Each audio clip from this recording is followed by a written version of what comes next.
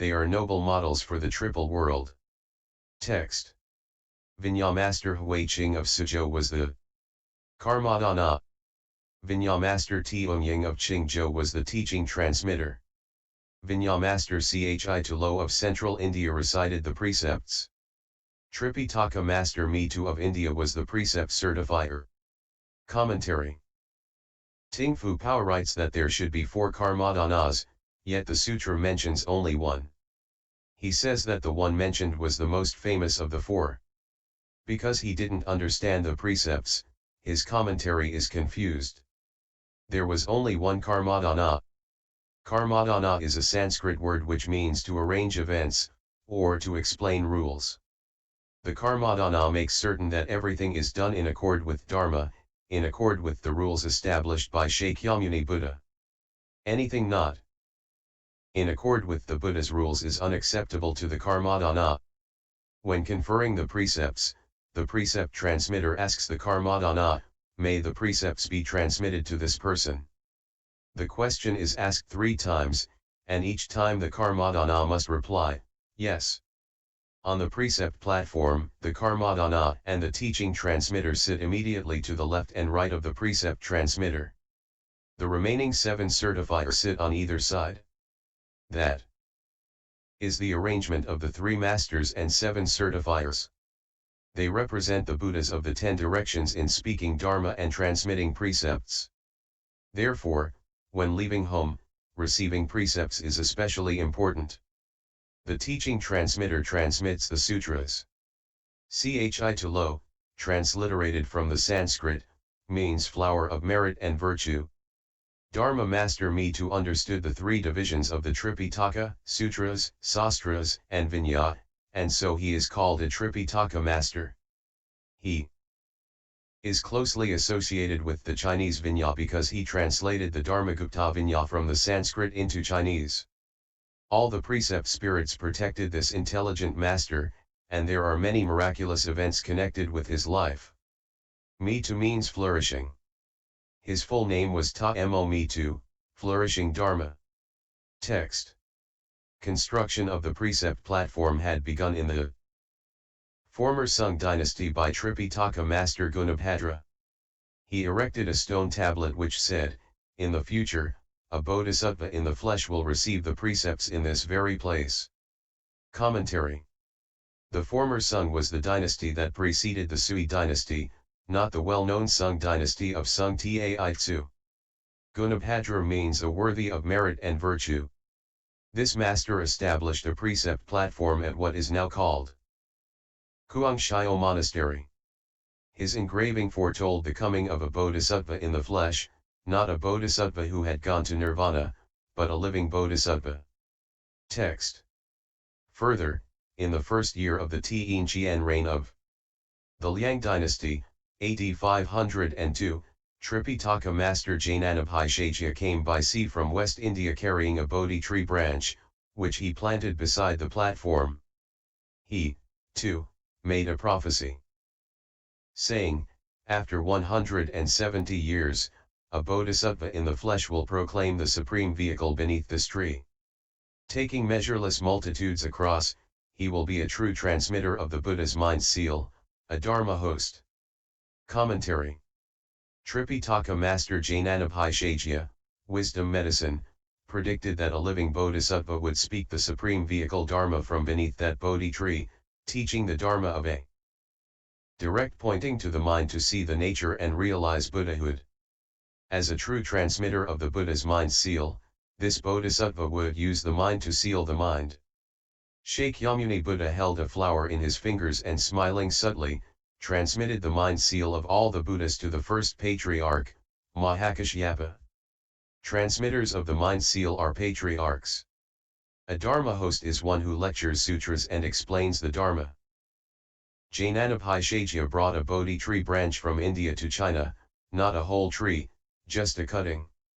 Bodhi trees will grow almost anywhere. There are many such trees in China today. The Venerable Master Jnanabhaishajya's flesh body has not decayed. It is preserved for veneration at Nan Hua Monastery about 5 miles from Nan Hua Monastery.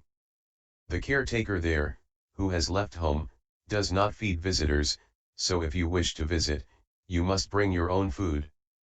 When I was living at Nan Hua Temple, I went to see the Master Jnanabhaishajya's body and found it in excellent condition. Text. In keeping with the former predictions, the Master arrived to have his hair cut and to receive the precepts. He instructed the four assemblies on the essentials of the exclusive Dharma transmission. Commentary. The sixth patriarch had his head shaved and received the complete precepts.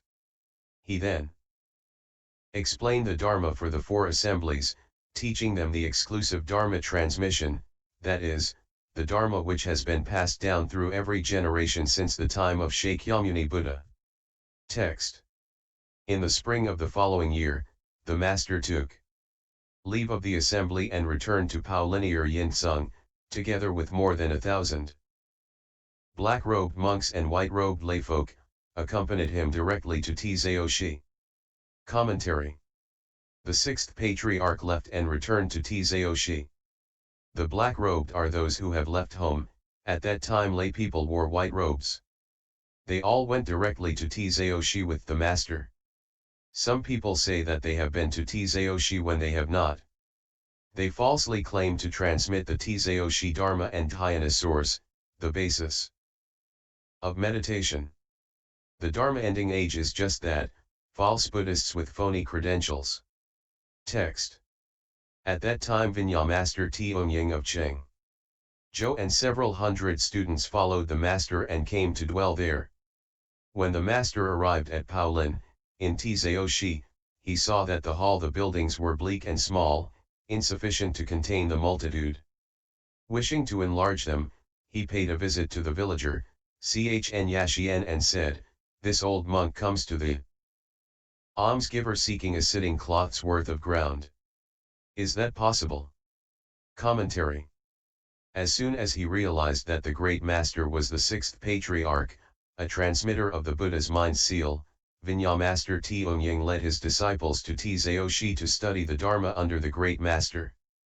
When the sixth patriarch arrived at Ts'ao Hsi, he saw that the buildings were too small. Wishing to enlarge them, he paid a visit to the wealthy landowner Chn Yashien. In this passage, the sixth patriarch refers to himself as the old monk. When he was 24, he went to see Huang Mei, then he hid for 16 years. At 40 years of age, he called himself an old monk, and so I am entitled to do the same. The Master told Chn Yashien that if he gave alms, he could transcend birth and death. Text. Xian asked, "How big is the High Master's sitting cloth?" The Master took out his sitting cloth and showed it to Yashien, who thereupon agreed. But when the Patriarch unfolded and spread out his sitting cloth, it completely covered the four borders of Ts'ao Hsi. The four heavenly kings 15 appeared and sat as protectors in each of the four directions. Commentary. The great Master handed his sitting cloth to Chn Yashien, who said, "If you only want that large a piece of land, fine." But when he spread it out, the sitting cloth covered not only the area around Nan Hua Monastery, but everything within 10 miles of where they stood. The four heavenly kings appeared and stood guard in each of the four directions. Text. It is due to this occurrence that the mountain range bordering the monastery is called the range of the heavenly kings. Xian said, "I know that the High Master's Dharma power is vast and great. However, the burial ground of my great-great-grandfather lies on this land. In the future, if you build a stupa, I hope that this area will remain undisturbed. As for the rest, I wish to give it all to be forever a treasured place. This ground has the flowing current of a living dragon and a white elephant. Level only heaven, do not level earth." Later, the monastery was constructed according to his words. The Master roamed within these boundaries, and at places where the scenes of nature were fine he stopped to rest. Commentary. The area belongs to a living dragon, it has a flowing current and the mountain is like an elephant. Here, one may build a treasured place, a Bodhimanda. Level only heaven, do not level earth, that is, where the land is high, the buildings may be made lower, and where the land is low, the buildings may be made taller. But do not level the earth, for if you do you will ruin the fine conditions of wind and water and the land will lose its efficacious energies. The sixth patriarch often roamed about the countryside and stopped to rest where the landscapes were especially beautiful. Text. Accordingly, 13 Aranyas were erected, among them the present Huakuo Hall. The site of the Pao Lin Bodhimanda was decided upon long ago by Indian Tripitaka master Jnanabhaishajya, who, during his journey from Nan Hua, passed through Ts'ao Hsi, where he cupped up the water with his hands and found it to be delicious. Surprised, he told his disciples, "This water is not different from that in India. Its source would surely be an excellent site on which to build a monastery." He followed the water and looked in the four directions.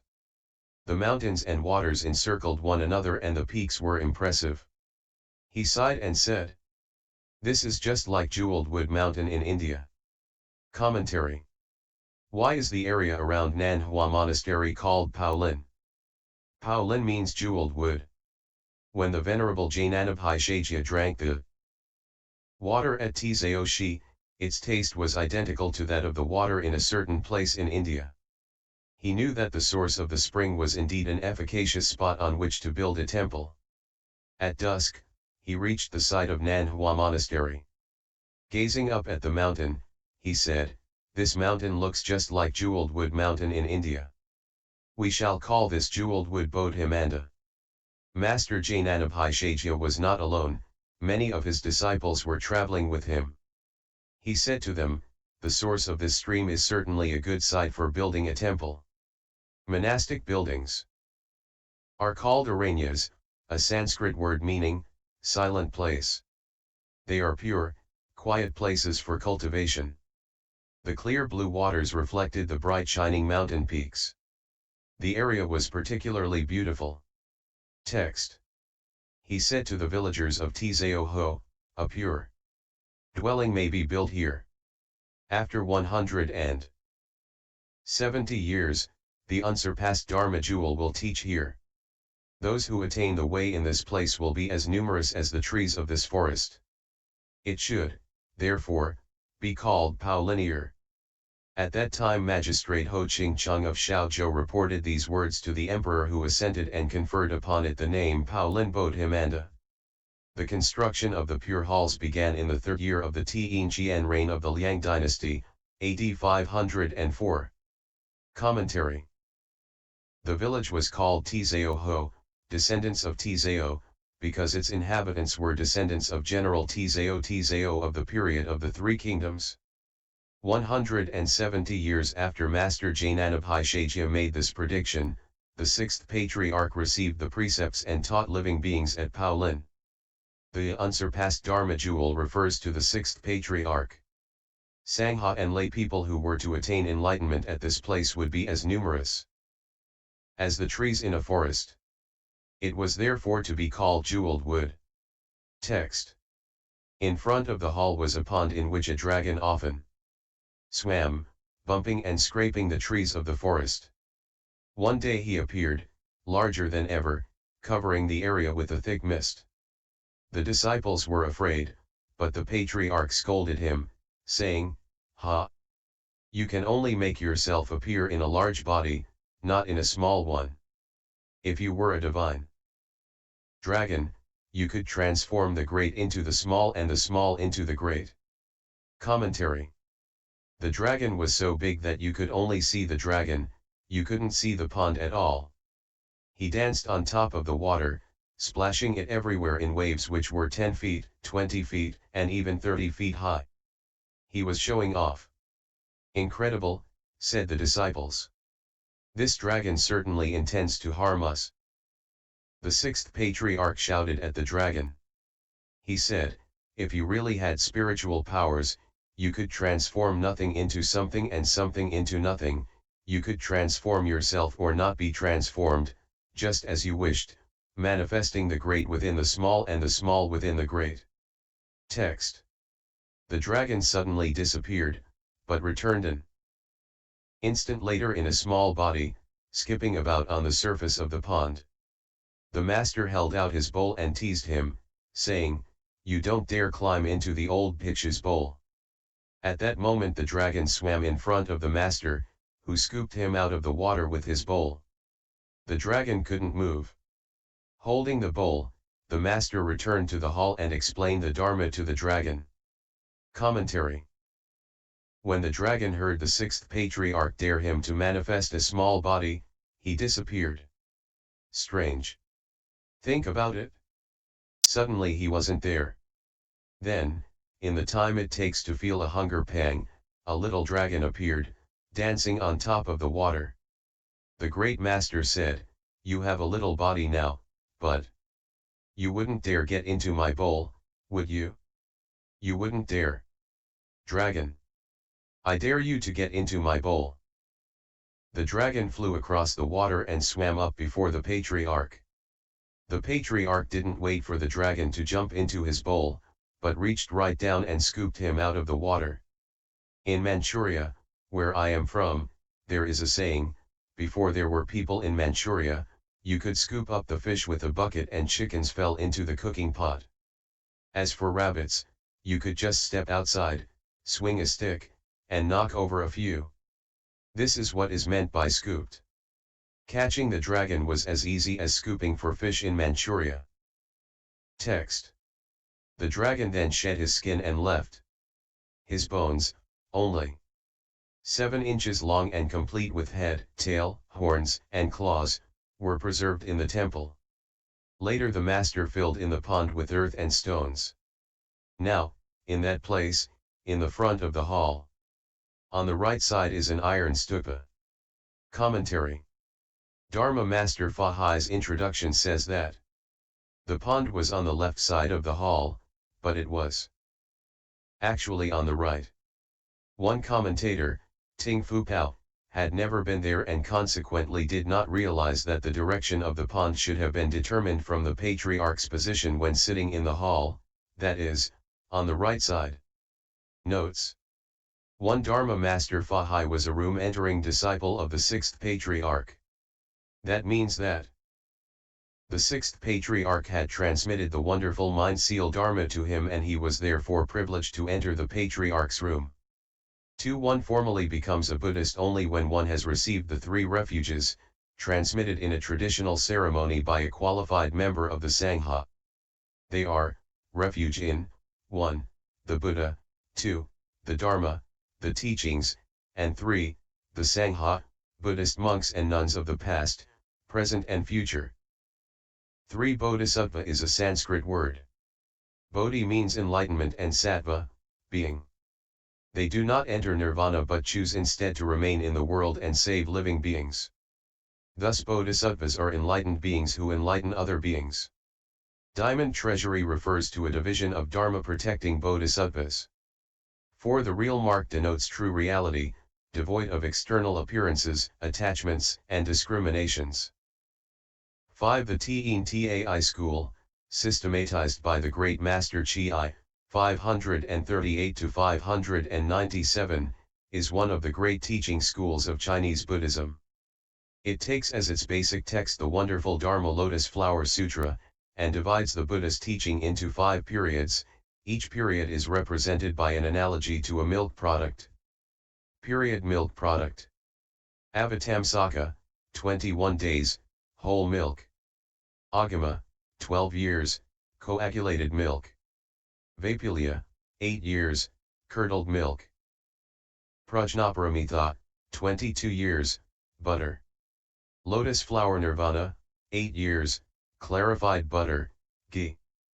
The original dharma of the Avatamsaka is like fresh milk. With each new teaching, it becomes richer and purer, yet it is still the same basic substance dharma food.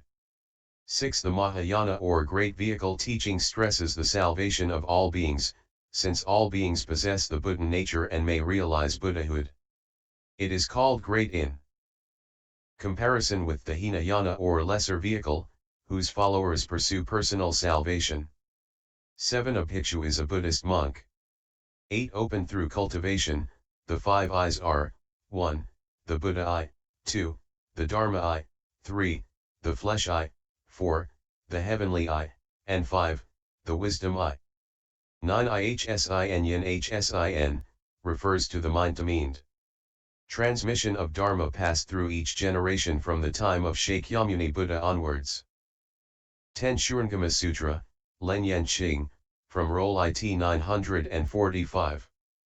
11. Great vehicle root nature refers to the strong karmic affinity of those who in past lives have cultivated the great vehicle and who, by their meritorious actions, have sent down deep roots, that is, have established a firm foundation in the Buddha Dharma, which enables them to successfully understand and practice it in the present. 12. Pai Yang Shi Chi. 13. Stupas are reliquaries designed to hold the remains of Buddhas, Buddhist saints, and patriarchs. 14. The Vajraprajnaparamita Sutra, also called the Diamond Sutra. This sutra, with the Venerable Master Hua's commentary, is available in translation from it of Sabha. 15. Keter Maharajas, the 4 Deva kings who dwell on each side of Mount Sumeru and ward of Evi-1 influences. In the east, Dhritarashtra, the king who holds his country; in the south, Viradhaka, Deva of increase and growth; in the west Virapaksa, the broad-eyed or ugly-eyed, and in the north Vaishravana, the king who is greatly learned. End introduction.